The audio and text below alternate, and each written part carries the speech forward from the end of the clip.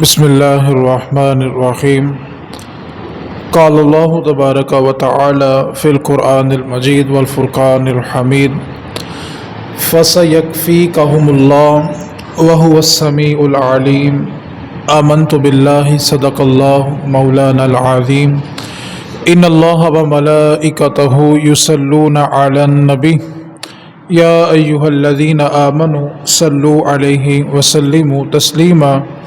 تمامی احباب مل کے پڑھ لیں۔ بلغ العلا بکمالہ کشف الدجا بجمالہ حسنت جمیع۔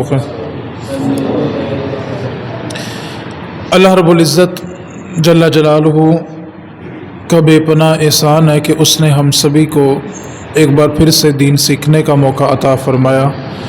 اللہ تعالی ہم سبھی کا آنا جانا مل بیٹھنا اپنی بلند اور پاک بارگاہ میں قبول و منظور فرمائے، اور ان نشستوں کو قیامت کے دن ہم سب کے لیے ذریعہ نجات بنائے۔ قرآن مجید کی ایک آیت کا مختصر سا حصہ تلاوت کیا ہے۔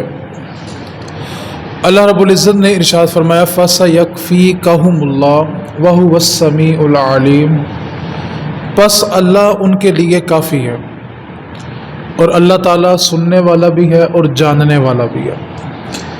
یہ آیت مقدسہ قرآن پاک کے دامن میں موجود ہے۔ کل جو دن ہم سے جدا ہوا، کل جو دن ہم سے گزرا، 18 ذی الحج، خلیفۃ المسلمین، امیر المؤمنین، داماد رسول سیدنا عثمان غنی رضی اللہ تعالی عنہ کا یوم شہادت۔ گزشتہ نشست میں جہاں پر گفتگو چھوڑی تھی وہیں سے اس کی ابتدا کرتے ہیں۔ اللہ رب العزت کے پیارے محبوب نبی کریم صلی اللہ علیہ وسلم نے ارشاد فرمایا لِكُلِّ نَبِيٍّ رَفِيقٍ فِي الْجَنَّةِ وَرَفِيقِي فِي الْجَنَّةِ عثمان ابن عفان رضی اللہ تعالی عنہ۔ نبی پاک صلی اللہ علیہ وسلم نے ارشاد فرمایا کہ جنت میں ہر نبی کا ایک دوست ہوگا۔ اللہ کے جتنے نبی ہیں ہر نبی کا جنت میں ایک دوست ہوگا، اور مجھ محمد کا دوست جنت میں عثمان غنی ہوگا۔ یہ نبی پاک صلی اللہ علیہ وسلم کے یار خاص ہوں گے جنت کے اندر۔ نبی پاک صلی اللہ علیہ وسلم کی جو حدیث پاک گزشتہ نشست میں بیان کی تھی، جہاں پہ گفتگو چھوڑی تھی، کہ نبی پاک صلی اللہ علیہ وسلم نے اپنی انگوٹھی کے بارے میں ارشاد فرمایا تھا کہ میرے بعد یہ ابو بکر کے پاس ہوگی، پھر عمر کے پاس ہوگی، پھر عثمان کے پاس ہوگی، اور اسی تالاب میں گرے گی، اور اس کے بعد تلاش کرنے کے باوجود نہیں ملے گی، اور اس کے بعد فتنے میری امت میں پھیل جائیں گے۔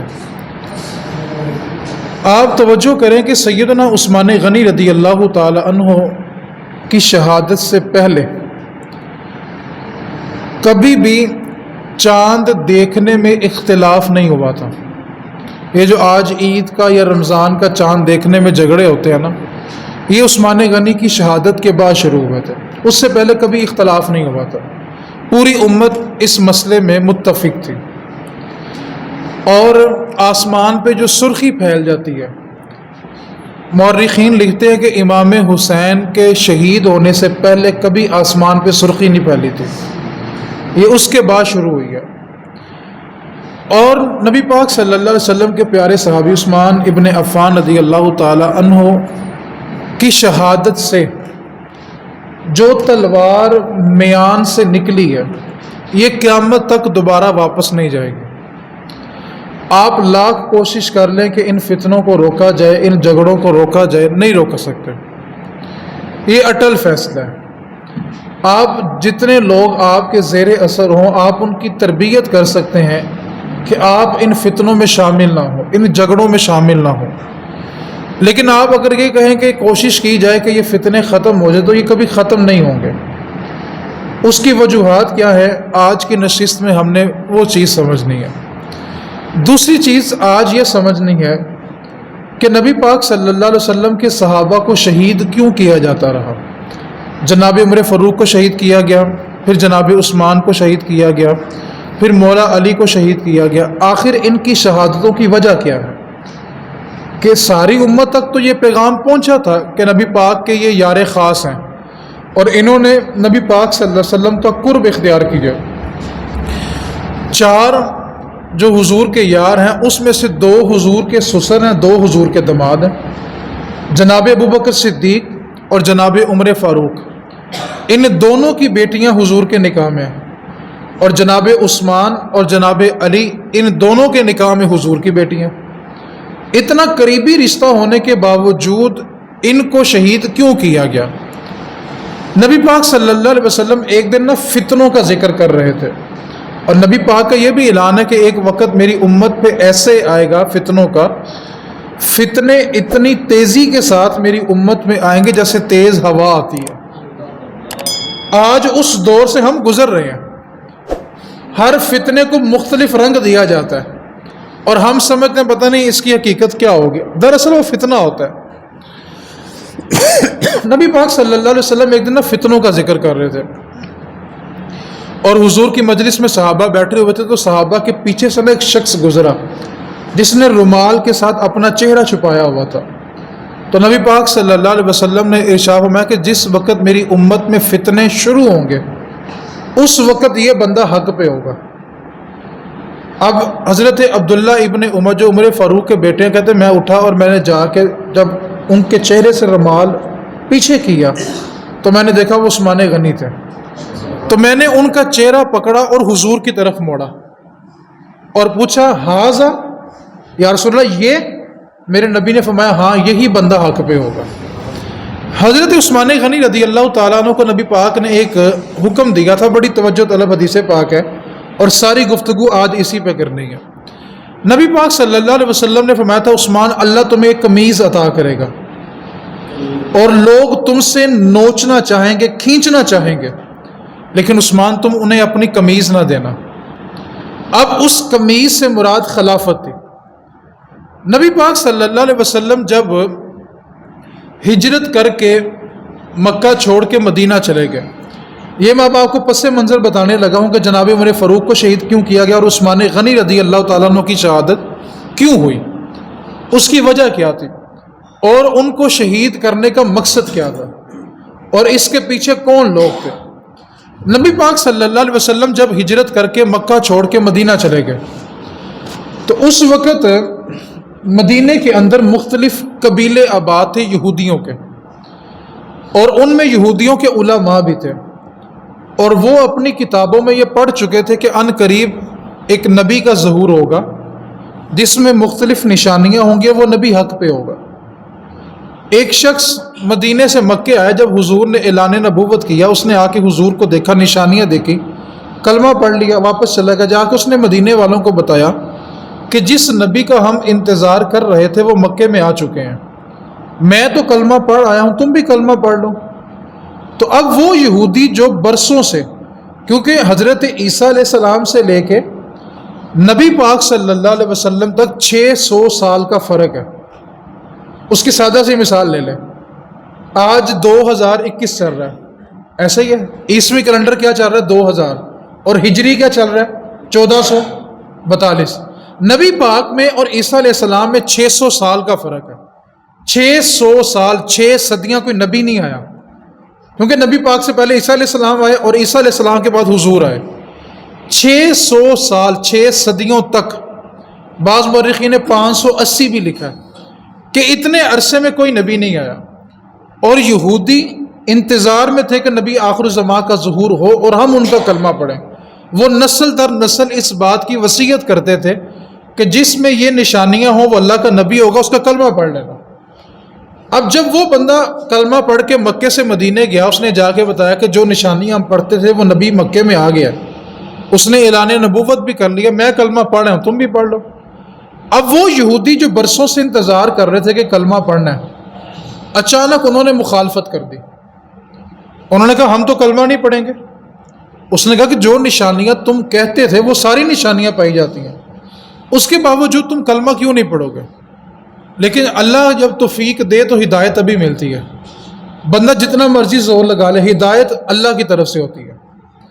اب جب نبی پاک صلی اللہ علیہ وسلم نے ہجرت کی اور حضور خود مدینے میں آ گئے، اس وقت یہودیوں کے 3 بڑے قبیلے تھے. بڑی توجہ کے ساتھ بات سمجھنی ہے. اگر آپ اس پس منظر کو سمجھ لیں گے تو آپ کو اسلام کی تاریخ میں جتنے بھی اختلافات ہوئے سارے سمجھ میں آ جائیں گے. 3 بڑے قبیلے اس وقت یہودیوں کے مدینے میں رہتے تھے. ایک کا نام بنو نذیر تھا، ایک کا نام بنو قریظہ تھا، اور تیسرے کا نام بنو قیقاع. اس کو قیقاع بھی پڑھتے ہیں اور قیقاع بھی پڑھتے ہیں. یہ 3 قبیلے اس وقت یہودیوں کے جو با اثر تھے، یہ مدینے میں رہتے تھے. اب نبی پاک صلی اللہ علیہ وسلم جب ہجرت کر کے مدینے پہنچے اور نبی پاک صلی اللہ علیہ وسلم نے جب ان کے فتنے فساد دیکھے کہ یہ اب اسلام کے خلاف فتنے کر رہے ہیں، تو نبی پاک صلی اللہ علیہ وسلم نے ان تینوں قبیلوں کے ساتھ ایک معاہدہ کیا جس کو میثاق مدینہ کہا جاتا ہے. مدینے میں جو پہلا معاہدہ ہوا وہ یہودیوں کے ساتھ ہوا تھا.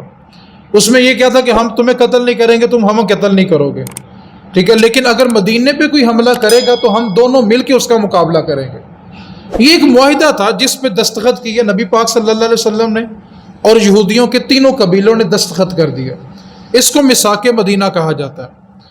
سب سے پہلا قبیلہ جس نے نبی پاک سے کیا ہوا وعدہ توڑا تھا وہ بنی قیقاع تھا. 2 ہجری میں اس نے فتنے کرنے شروع کر دیے اور جو معاہدہ ہوا تھا اس کو توڑ دیا. نبی پاک صلی اللہ علیہ وسلم نے ابو لبابہ کو بھیجا کہ جا کے ان کا محاصرہ کر لو، ان کو گھیر لو. اب جب ان کو گھیر لیا گیا تو 12 دن تک وہ اپنے قلعوں میں چھپے رہے، باہر نہیں نکلے. تو اس کے بعد نبی پاک صلی اللہ علیہ وسلم نے جب ان کو حکم دیا کہ باہر نکل آؤ، وہ باہر نکلے تو انہوں نے معافی مانگی. تو نبی پاک صلی اللہ علیہ وسلم نے ان کو حکم دیا کہ ٹھیک ہے، اب تم نے معاہدہ توڑ دیا، معافی تمہیں دے دی ہے، لیکن اب ہماری شرط یہ ہے معاف کرنے کے لیے کہ تم میں سے کوئی بھی مدینے میں نہیں رہے گا. نبی پاک صلی اللہ علیہ وسلم نے سارے قبیلے کو مدینے سے نکال دیا.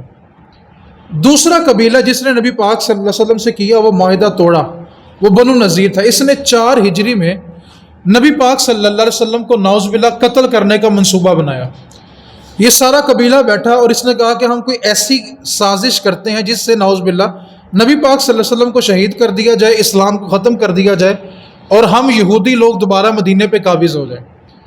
انہوں نے پلاننگ یہ کی کہ مشورہ یہ کیا کہ ہم نبی پاک کو کسی مسئلے کا حل ڈھونڈنے کے لیے اپنے قبیلے میں بلاتے ہیں اور ایک دیوار کے سائے میں حضور کو بٹھا دیں گے اور اوپر سے ایک وزنی پتھر پھینکیں گے نعوذ باللہ، جس کے نیچے آ کے مسلمانوں کے نبی شہید ہو جائیں گے. انہوں نے نبی پاک صلی اللہ علیہ وسلم کو دعوت دی کہ ہمارے قبیلے کے اندر دیت کا مسئلہ چل رہا ہے. دیت آپ سمجھتے ہیں کہ بندہ قتل کر دیں، اس کے بدلے میں اگر جب مال دیا جاتا ہے اس کو کیا کہتے ہیں؟ دیت. کہ ہمارے قبیلے میں ایک دیت کا مسئلہ ہے جو حل نہیں ہو رہا، تو آپ تشریف لائیں اور آ کے اس مسئلے کو حل کریں. اور منصوبہ کیا تھا کہ جب حضور بیٹھ جائیں گے تو اوپر سے ایک وزنی پتھر پھینکا جائے گا اور نعوذ باللہ مسلمانوں کے نبی کو شہید کر دیا جائے گا. اب نبی پاک صلی اللہ علیہ وسلم جا کے اس دیوار کے سائے میں بیٹھے، ساتھ دیگر صحابہ بھی تھے. ابھی حضور بیٹھے ہی تھے کہ جبریل امین آ گئے اور آ کے عرض کیا آقا اس دیوار کے سائے سے اٹھ جائیں، اللہ کا حکم ہے کہ آپ یہاں سے اٹھیں، واپس مدینے چلے جائیں، آپ نے فیصلہ نہیں کرنا. نبی پاک صلی اللہ علیہ وسلم وہاں سے اٹھے، واپس آ گئے اور نبی پاک صلی اللہ علیہ وسلم نے واپس مدینے آ کے پھر اس قبیلے کے خلاف ایک لشکر تیار کیا. لشکر تیار کیا کہ اب ہم نے ان سے جنگ کرنی ہے، کیونکہ جنہوں نے معاہدہ توڑ دیا ہے اب ان سے جنگ بنتی ہے.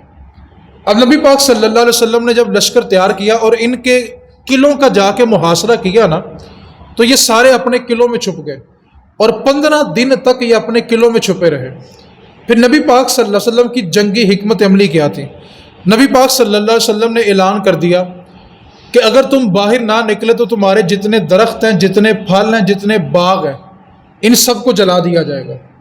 جب انہوں نے سنا کہ اگر ہمارا سارا سرمایہ جل گیا تو ہم گزارا کیسے کریں گے، وہ قلعوں سے باہر آ گئے. باہر آئے اور انہوں نے آ کے حضور سے معافی مانگی. حضور نے فرمایا ٹھیک ہے، تمہیں 10 دن کی مہلت دیتے ہیں، 10 دن کے اندر جنگی سامان کے علاوہ تمہارا جو سامان ہو تم لے لو اور مدینے سے نکل جاؤ، لیکن جنگی سامان تم نہیں لے کے جا سکتے. جنگی سامان مسلمان استعمال کریں گے، باقی تمہارا جو استعمال ہے کا سامان ہے تم لے جاؤ. اور اس قبیلے کے لوگ اتنے لالچی تھے کہ انہوں نے اپنے گھر کی چوگاٹھیں اور دروازے بھی اتار لیے تھے. اور ان کو سواریوں پہ رکھا، اور یہ قبیلہ جا کے خیبر میں آباد ہو گیا۔ اب آپ کو سمجھ آئے گی کہ خیبر کا قلعہ مولا علی نے کیوں اکھاڑا تھا۔ یہ یہودیوں کا قبیلہ مدینے سے نکلا اور جا کے خیبر میں آباد ہو گیا۔ دو قبیلوں نے حضور سے بے وفائی کی۔ اب تیسرا قبیلہ تھا بنو قریظہ کا، اس نے 5 ہجری میں نبی پاک صلی اللہ علیہ وسلم سے کیا وہ معاہدہ توڑ دیا۔ نبی پاک نے لشکر تیار کیا اور ان کے قلعوں کا بھی محاصرہ کیا۔ 25 دن تک یہ اپنے قلعوں میں چھپے رہے۔ اس کے بعد انہوں نے معافی مانگی اور پھر جنگ کی انہوں نے۔ جب ان کے کچھ مرد مر گئے تو پھر یہ بھی مدینہ چھوڑ کے ایران اور شام کی طرف چلے گئے۔ اب نبی پاک صلی اللہ علیہ وسلم نے جب ان تینوں قبیلوں سے معاہدہ کیا تھا اور تینوں قبیلوں نے معاہدہ توڑ دیا، تو پھر نبی پاک صلی اللہ علیہ وسلم نے ان کو مدینے سے نکال دیا تھا۔ اب اس کے بعد نبی پاک صلی اللہ علیہ وسلم نے اپنے وصال کے وقت جو وصیتیں کی تھی، اس میں سے ایک وصیت یہ تھی کہ نبی پاک صلی اللہ علیہ وسلم نے فرمایا تھا کہ پورے عرب کے اندر ایک یہودی بھی نہ رہے، یہودیوں کو عرب کے جزیرے سے نکال دو، ایک یہودی بھی عرب میں نہیں رہنا چاہیے۔ اب حضور کے بعد خلافت آئی ابو بکر صدیق کے پاس، اور نبی پاک صلی اللہ علیہ وسلم کے یہ خلیفہ صرف اور صرف 2.5 سال خلیفہ رہے اور آپ کا وصال ہو گیا۔ ابو بکر صدیق کے بعد جب جناب عمر کا دور خلافت آیا تو آپ نے اس وقت یہودیوں کو پورے عرب سے نکال دیا، جو خیبر میں مقیم تھے ان کو بھی نکال دیا، جو عرب کے دیگر علاقوں میں تھے سب کو نکالا اور عرب سے باہر بھیج دیا، مارا کسی کو نہیں۔ بس نبی پاک کی وصیت تھی کہ کوئی بھی یہودی عرب کے اندر نہیں رہنا چاہیے۔ آپ توجہ کریں، جن یہودیوں کو نبی پاک نے عرب سے نکالا تھا، آج عرب والے انہی کو زمینیں دے رہے ہیں کہ تم یہاں پہ آ کے سینے بھی بنا لو، کلیسے بھی بنا لو، اور تم یہاں بیٹھ کے جوے کے اڈے بھی بنا لو۔ آپ توجہ تو کریں کہ جس عرب سے نبی پاک نے اپنے ہاتھوں سے چھڑی سے بت توڑے تھے، آج اسی عرب کے اندر بت خانے بنائے جا رہے ہیں۔ وہ بننے ہیں کیونکہ میرے نبی پاک صلی اللہ علیہ وسلم نے فرمایا تھا، بخاری کی حدیث پاک ہے، وَيْلٌ لِّلْعَرَبِ، عرب کے لیے ہلاکت ہے۔ میرے نبی کا واضح فرمان موجود ہے کہ جب ننگے قدم والے اور ننگے بدن والے اونچی اونچی عمارتوں پہ فخر کرنے لگے تو پھر قیامت کا انتظار کرنا۔ یہ وہ لوگ تھے جن کے پاس پہننے کے لیے جوتا نہیں تھا، پہننے کے لیے لباس نہیں تھا۔ آج ایسے سر اٹھا کے اونچی اونچی عمارتیں دیکھنی پڑتی ہیں۔ تو نبی پاک نے کیا فرمایا تھا کہ جب ننگے بدن والے اور ننگے بدن والے اونچی اونچی عمارتوں پہ فخر کرنے لگے تو پھر قیامت کا انتظار کرنا۔ اب نبی پاک صلی اللہ علیہ وسلم کے صحابی حضرت عمر فاروق رضی اللہ تعالیٰ عنہ نے ان تینوں قبیلوں کو نہیں بلکہ عرب کے اندر جتنے بھی یہودی تھے سب کو عرب سے نکال دیا۔ اب یہودیوں کو اس بات کا غصہ تھا مسلمانوں پہ کہ انہوں نے ہمیں ہمارے ہی علاقوں سے نکال دیا۔ اب یہودیوں نے مختلف پلاننگ کرنی شروع کی۔ جو مسلمانوں نے قبیلے یہودیوں کے عرب سے نکالے تھے اس میں ایک قبیلہ تھا، اس کا ایک فرد تھا عبداللہ بن سبا۔ یہ ظاہری طور پہ کلمہ پڑھتا تھا لیکن اصل میں تھا یہودی۔ اب اس بندے نے جب یہ مدینے سے نکل کے چلا گیا نا، اس نے مختلف شہروں میں جا کے دورے کیے، کیونکہ کل 5 ملک ایسے تھے جہاں پہ اسلامی سلطنت تھی۔ ایک بصرہ تھا، کوفہ تھا، دمشق تھا، اور اس کے بعد مصر تھا۔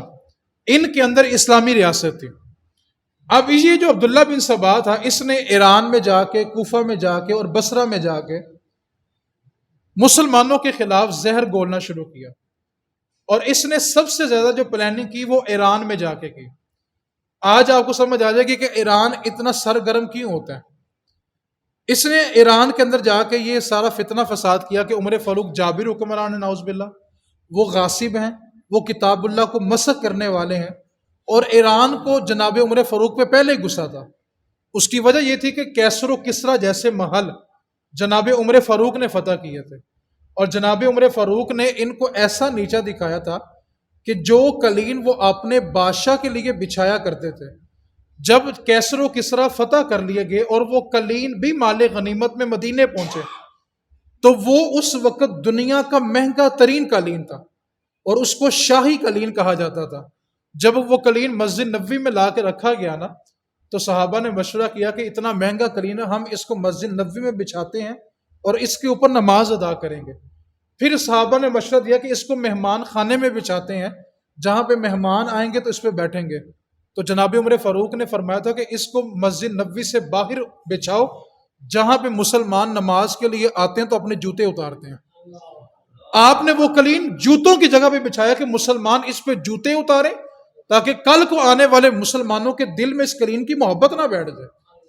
آپ نے اس قلین کو جوتوں پہ رکھا۔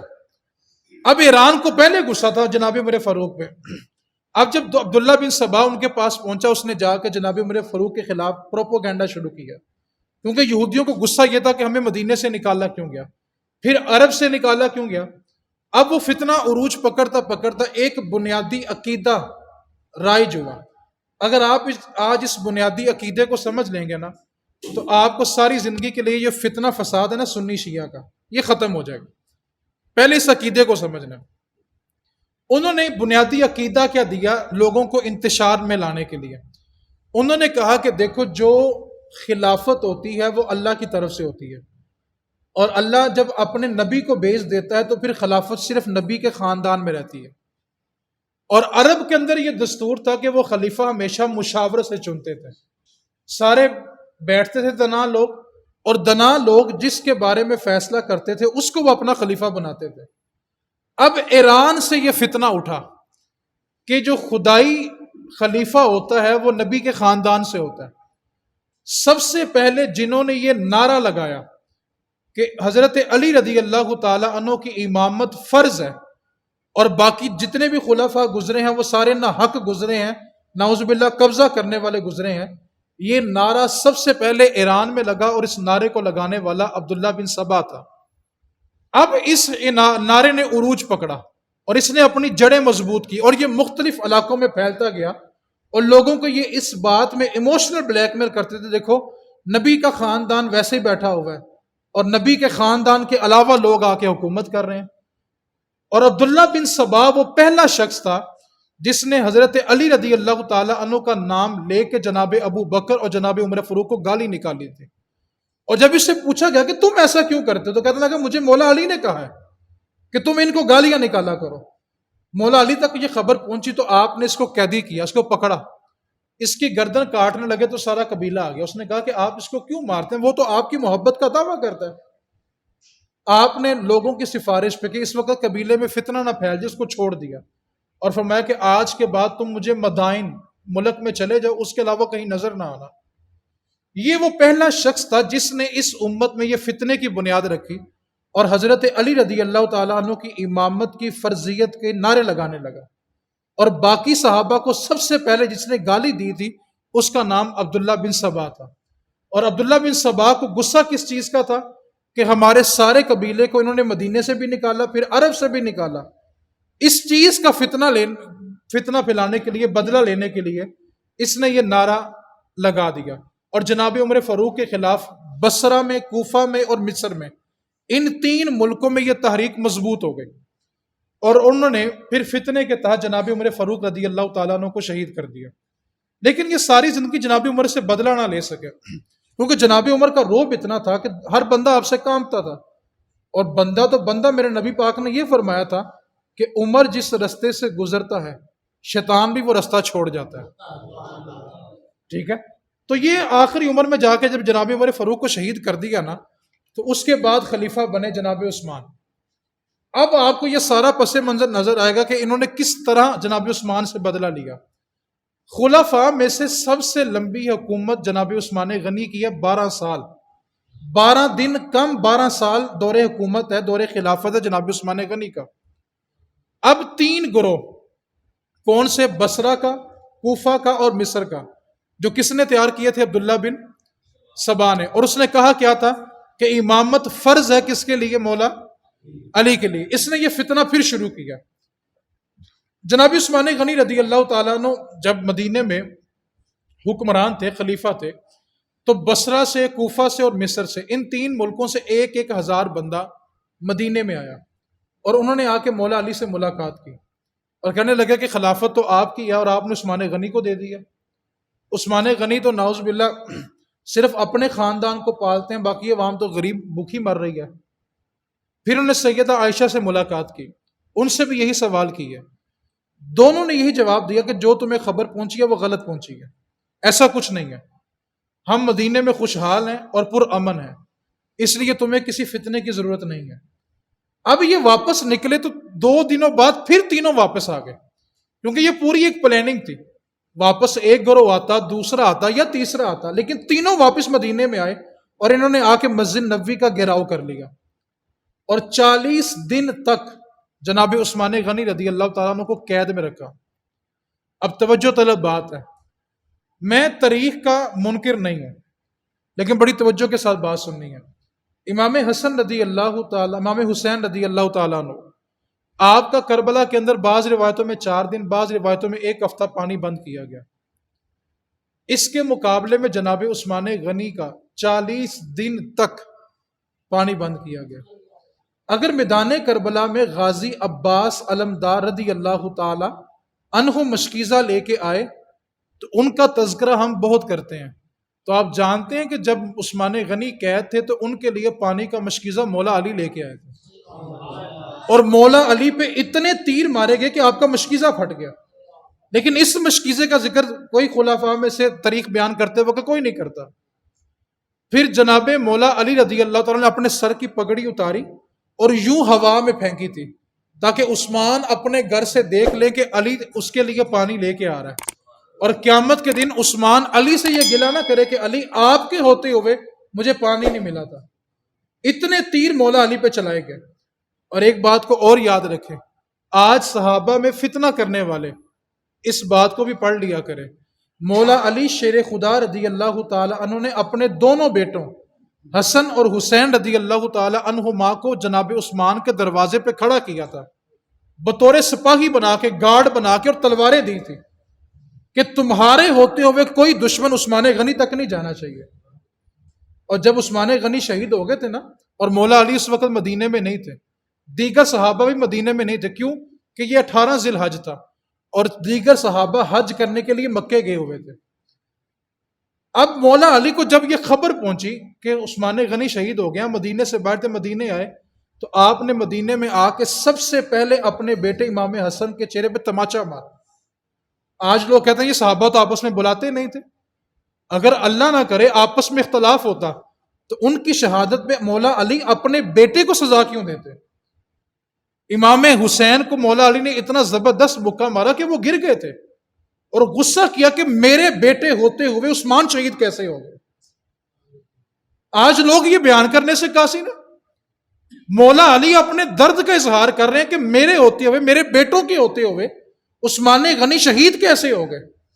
اور مولا علی نے اپنے صاحبزادوں کو، اور صاحبزادے بھی کون ہیں؟ جو جنت کے مالک ہیں، جن کی مدینے میں نہیں، زمین اور عرش پہ حکومت ہے، جو ساری کائنات کے سردار ہیں، اور کھڑا کس لیے کیا تھا کہ عثمان غنی کو کچھ نہیں ہونا چاہیے۔ اور بھائی آپ ان کی محبت تو دیکھیں آپس میں۔ اب عثمان غنی رضی اللہ تعالیٰ عنہ کو جب محاصرہ کیا گیا نا، بس میں خلاصہ بیان کرنے لگا، تو مولا علی کے پاس 3 آپشن تھی، عثمان غنی کے پاس 3 آپشن تھی، بڑی توجہ کے ساتھ سننی ہے۔ پہلی آپشن یہ تھی کہ آپ خلافت چھوڑ دیتے اور خلافت ان کو دے دیتے اور آپ بچ جاتے۔ لیکن میں نے بیان کے شروع میں ایک حدیث پاک بیان کی تھی کہ نبی پاک نے کیا فرمایا تھا؟ عثمان اللہ تمہیں ایک قمیض دے گا اور لوگ تم سے چھیننا چاہیں گے لیکن تم نے دینی نہیں ہے۔ دوسری وجہ اس کی یہ تھی کہ اگر آپ چند لوگوں سے ڈر کے خلافت دے دیتے تو قیامت تک کے لیے یہ رواج بن جاتا کہ کسی بھی حاکم کے خلاف چند لوگ کھڑے ہوتے اور اس کی حکومت ختم کر دیتے۔ اس لیے آپ نے پہلی آپشن خلافت نہیں چھوڑی۔ ایک تو نبی پاک کا حکم تھا کہ خلافت چھوڑنی نہیں ہے۔ دوسرا آپشن آپ کے پاس یہ تھا کہ 3000 بندہ تھا جس نے مدینے کو گھیرا ہوا تھا، اور آپ کے پاس 70,000 کی فوج تھی، آپ مقابلہ کرتے، ان کو ختم کر دیتے، اور آپ کے پاس آپ کے غلام ننگی تلواریں لے کے آئے کہ آپ ہمیں حکم کریں، ہم ان سے جنگ کرتے ہیں۔ تو عثمان غنی نے بھلا کیا فرمایا تھا؟ اپنی تلواریں نیچے کر لو، عثمان کے ہوتے ہوئے نبی کے مدینے میں خون نہیں گرے گا، نبی پاک کے حرم میں خون نہیں گرنا چاہیے۔ جناب ابو ہریرہ رضی اللہ تعالیٰ جن کا تعلق صرف پڑھنے پڑھانے سے تھا، حدیثیں لکھنے لکھانے سے تھا، وہ بھی تلوار لے کے اور کہنے لگے عثمان آپ مجھے رخصت دیں، میں ان سے جنگ کرتا ہوں، اور میں کہ آپ بھی تلوار اندر کر لیں۔ آپ نے نبی پاک صلی اللہ علیہ وسلم کے حرم کے اندر خون نہیں گرنے دیا اور آپ نے ان سے جنگ نہیں کی۔ خلافت کیوں نہیں چھوڑی کہ نبی پاک نے منع فرمایا تھا؟ جنگ کیوں نہیں کی کہ نبی پاک کے حرم میں خون کا قطرہ بھی نہ گرے؟ اور تیسری آپشن آپ کے پاس یہ تھی کہ آپ شہادت قبول کر لیتے، اور آپ نے شہادت کو ہی قبول کیا۔ کیوں بلا شہادت قبول کیوں کی تھی؟ اب بڑی توجہ کے ساتھ خلاصہ سننا ہے۔ عبداللہ بن سبا جس نے ساری بنیاد رکھی تھی، اس نے یہ پلاننگ کی تھی کہ ہم مختلف 3 ملکوں سے ہزار بندہ بھیجتے ہیں، یہ مدینے میں جائیں گے اور یہ لڑ کے مریں گے، اور جب ان کی لاشیں ان کے ملکوں میں پہنچیں گی تو ہر ملک میں فساد ہوگا، فتنہ ہوگا، اور لوگ مسلمانوں کے خلاف نکلیں گے، اسلامی حکومت کے خلاف نکلیں گے، اور جب 3 مختلف ملکوں سے مدینے پہ حملہ ہوگا تو نعوذ باللہ اسلامی حکومت ختم کر دی جائے گی۔ اور اللہ رب العزت نے عثمان غنی کو یہ علم دیا تھا، اور اس لیے آپ نے مدینے کے حرم میں خون گرانے سے منع کیا، اور آپ نے خود شہادت قبول کر لی کہ اگر میں نے ان کو قتل کیا اور ان کی لاشیں ملکوں میں جائیں گی تو کل کو آنے والے مسلمانوں کے لیے اذیت بن جائے گی۔ اس لیے عثمان غنی رضی اللہ تعالیٰ عنہ نے شہادت کو قبول کیا اور ان کے خلاف جہاد نہیں کیا۔ اب خلاصہ کلام بس ایک حدیث پاک سنا کے میں گفتگو سمیٹ رہا ہوں۔ نبی پاک صلی اللہ علیہ وسلم کی بارگاہ میں ایک جنازہ لایا گیا اور آپ سے عرض کیا گیا کہ آپ اس کا جنازہ پڑھا دیں۔ نبی پاک صلی اللہ علیہ وسلم مسجد نبوی سے نکلے اور جنازگاہ تک گئے، اور جب جنازہ سامنے رکھا گیا حضور نے اس کا چہرہ دیکھا تو جنازہ پڑھانے سے انکار کر دیا۔ جنازہ کس کا ہوتا ہے؟ مسلمان کا کہ غیر مسلم کا؟ پھر بولیں۔ بس ایک حدیث آپ نے آج یاد کر کے جانی، نبی پاک صلی اللہ علیہ وسلم نے اس کا چہرہ دیکھا اور جنازہ پڑھانے سے۔ صحابہ نے عرض کیا آقا ماضی میں کبھی ایسا نہیں ہوا کہ آپ کے سامنے کسی کا جنازہ رکھا جائے اور آپ نے پڑھانے سے انکار کیا ہو۔ آج اس فیصلے کی حکمت سمجھ نہیں آئی کہ آپ کے سامنے ایک جنازہ رکھا گیا اور آپ نے جنازہ پڑھانے سے انکار کر دیا۔ تو نبی پاک صلی اللہ علیہ وسلم نے فرمایا سنو، میں نے اس شخص کا جنازہ اس لیے نہیں پڑھایا، یہ بندہ میرے عثمان سے بغض رکھتا تھا۔ جو عثمان غنی سے بغض رکھے، میرے نبی اس کا جنازہ نہیں پڑھا رہے، تو جو دنیا میں ان کو گندی گالیاں نکالے، حشر میں کس منہ سے نبی کے سامنے جائے گا؟ کس منہ سے نبی سے شفاعت مانگے گا؟ نبی پاک نے تو اپنی حیات مبارکہ کے اندر اس کا جنازہ نہیں پڑھایا۔ کیوں؟ کہ جس کا جنازہ نبی پڑھا دے اس کی بخشش میں کوئی شک رہتا ہے؟ اور نبی پاک نے اس کا جنازہ نہیں پڑھایا کہ یہ عثمان غنی سے بغض رکھتا ہے۔ یہ عبداللہ بن سبا کا دیا ہوا عقیدہ یہودی کا کہ امامت فرض ہے مولا علی کے لیے، اور باقی خلفاء کو سب سے پہلے گالی نکالنے والا بھی عبداللہ بن سبا تھا، اور اس کی بنیاد ایران سے تھی۔ اور اللہ ماشاءاللہ آج کے فتنے بھی وہیں سے آتے ہیں۔ ہمیں ہوش کے ناخن لینے چاہیے۔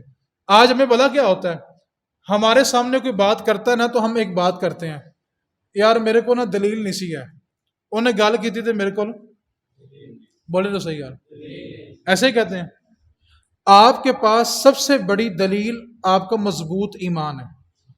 آپ کا عقیدہ ہونا چاہیے کہ میرے نبی کا ہر صحابی جنتی ہے، اہل بیت جنت کی سردار ہے، اور میرے نبی کا ہر صحابی جنتی ہے۔ بس آگے بس یہ عقیدہ ہونا چاہیے۔ ہماری صورتحال بلا کیا؟ بڑی توجہ کے ساتھ آخری جملہ سننا ہے۔ حاجی صاحب 5 وقت کے نمازی بھی ہوں، پرہیزگار بھی ہوں، لین دین میں فراڈ بھی نہ کرتے ہوں، متقی بندے ہوں، متقی بندے اچھے بندے ہوں، ان کے گھر میں تیل مہندی کا پروگرام ہونا، تو جب ان کے گھر میں ناچ گانا ہو تو ان سے پوچھا جائے حاجی صاحب تہاڈے گھر بھی؟ تو جواب بلا کیا ملتا ہے؟ کہنا یقین کرو مفتی صاحب بڑی ٹیل لائی سی، لیکن بچیاں نے سنیا ہی نہیں، میں کہہ کے تھک گیا سے، لیکن انہوں نے میری گل نہیں سنی۔ میں کی کرا بیچارہ مجبور ہاں، کی کر سکنا ہوں، بچے وڈے ہو گئے نے نہیں مانتے۔ اسی حاجی صاحب کو اس کا بیٹا کہے ابا جی یہ مکان میرے نہ لا دیو، حاجی صاحب معصوم نے، مجبور نے، کیا کریں گے؟ جتی ہاتھ سے پتر کمرے ہوں باہر۔ ہماری معصومیت صرف اور صرف دین کے معاملے میں۔ حاجی صاحب کے ہاتھ کامتے ہو نا، سوٹی پکڑی نہ جاتی ہو، اور بیٹا کی بات کر کے دیکھے سے جاتا کام پہ پھر وہ، لیکن جب دین کا معاملہ کیا کہتے ہیں؟ یقین کرو بڑی کوشش کی تھی۔ او بھائی خدا کا واسطہ یار، دین اتنا لوارث نہیں جتنا ہم نے سمجھا ہوگا۔ بس اس جملے کو یاد رکھنا کہ نبی پاک صلی اللہ علیہ وسلم نے اس شخص کا جنازہ جو عثمان غنی کے بارے دل میں آج بھی جو بغض رکھے اس کے بارے میں جان لینا ہے کہ ان کو نبی پاک کی شفاعت نہیں ملنی۔ اس واسطے ہم اپنے ملک میں امن چاہتے ہیں، نہ فتنہ چاہتے ہیں نہ فساد چاہتے ہیں، لیکن نبی پاک کی ایک حدیث پاک تھی، وہ تو پوری ہونی تھی۔ میرے نبی پاک نے فرمایا تھا کہ قیامت کے قریب ایک زمانہ ایسا آئے گا، بڑی توجہ طلب حدیث پاک ہے۔ میرے نبی پاک نے فرمایا تھا قیامت کے قریب ایک زمانہ کہ میرے ممبر کے اوپر بندر ناچیں گے۔ میں نے جو اشارہ کرنا تھا وہ کر دیا۔ ممبروں پہ جو ناچ کے تقریریں ہوتی ہیں، میں نام لیے بغیر بس اشارہ کر دیا آپ کی طرف۔